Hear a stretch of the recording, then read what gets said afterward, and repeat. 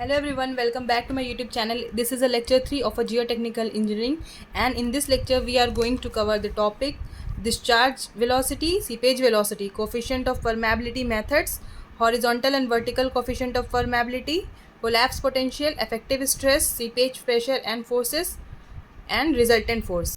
In the previous two lectures we have covered these topics, so you can cover these two lectures from the geotechnical engineering playlist.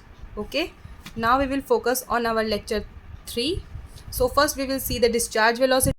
So according to Darcy, your discharge velocity is directly proportional to the hydraulic gradient. What is hydraulic gradient? Hydraulic gradient I is equals to change in the head upon the length of flow path.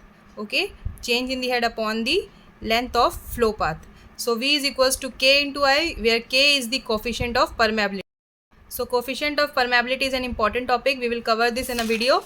Okay, so first we will see what is discharge velocity. Discharge velocity equals to K into I is equals to discharge upon area. Okay, so discharge velocity will be equals to discharge upon area is equals to K into I. Okay, write the value of I here. So K multiplied by change in head upon length of flow path is equals to Q by A. So when you equate all of this in terms of coefficient of permeability, you can get the value of K here. Okay, K is equals to Q into L upon A into change in head. So this will be the formula of coefficient of permeability, and your discharge velocity is equals to your coefficient of permeability multiplied by your hydraulic gradient. Okay, next we will see what is seepage velocity. The seepage velocity is denoted by Vs. Okay, so Vs is equals to Kp multiplied by I here. Kp is equals to coefficient of percolation, and in the discharge velocity K is equals to coefficient of permeability. Okay, remember the difference that in the discharge velocity the constant K is equals to coefficient of permeability, and in the seepage velocity the coefficient Kp is equals to coefficient of percolation. Okay, or you can understand that the seepage velocity is equals to discharge velocity upon the porosity. Okay, this is also an important formula. Questions are framed from this topic. Okay, so Vs is equals to discharge velocity upon your porosity. So if in the question discharge velocity and porosity is given, you can find the seepage velocity from this formula. Okay, next we will move ahead. So now we will see the coefficient of permeability, different method of coefficient of permeability. Okay, so first is constant head method. It is suitable for the coarse grain soil. Okay, K is equals to Q into L, A into change into head. Okay, change of head in meter per second. Okay, next is falling head method. It is suitable for the fine grain soil. K is equals to 2.303 A into L upon 80 log of h1 by h2 meter per second. Here we are doing it in a quick revision format. In the separate video I will explain how you can solve the question with the help of these formulas. Okay, so for now we will move ahead and see the third formula. Third one is Koznick-Kármán's equation. So K is equals to E cube upon 1 plus E gamma W upon mu 1 upon K SSA square 1 upon T square. This formula is important. I will explain you why. Because if in the question it is indirectly asked you that the coefficient of permeability is directly or indirectly proportional to which term. Okay, you in the question they will give you one term like gamma W, and they will ask the coefficient of permeability is directly or indirectly proportional to gamma W. Okay, similarly for the other terms also.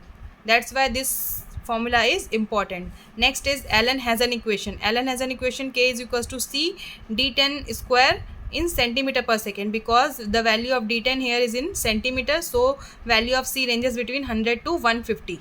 Okay, next is Lorentz equation. K10 Ks SSA square is equals to A plus Bn. Okay, next,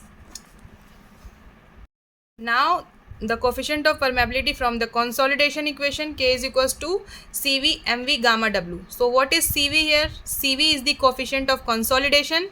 Okay, because this is consolidation equation, Cv is equals to coefficient of consolidation. What is Mv here? Mv is the coefficient of volume compressibility. Okay, the formula for Mv is equals to Av upon 1 plus E. What is Av here? Av is equals to coefficient of compressibility. Remember this, all these are interconnected, and this is very important topic. Okay, so to find the value of Mv, you have to use this formula of Mv, Av upon 1 plus E, and Av is equals to coefficient of permeability, which is equals to change in the void ratio upon change in the stress. Okay, it is in meter square per kilonewton. Okay, so this from here you can find the value of AV and put in this equation. You will find the value of MV and you can put the value of MV here. Okay. And one more thing is elastic modulus is equals to 1 upon MV. Elastic modulus is equals to 1 upon volume, coefficient of volume compressibility. This is also important. Sometimes it is asked that elastic modulus is directly or indirectly proportional to coefficient of volume compressibility. Okay.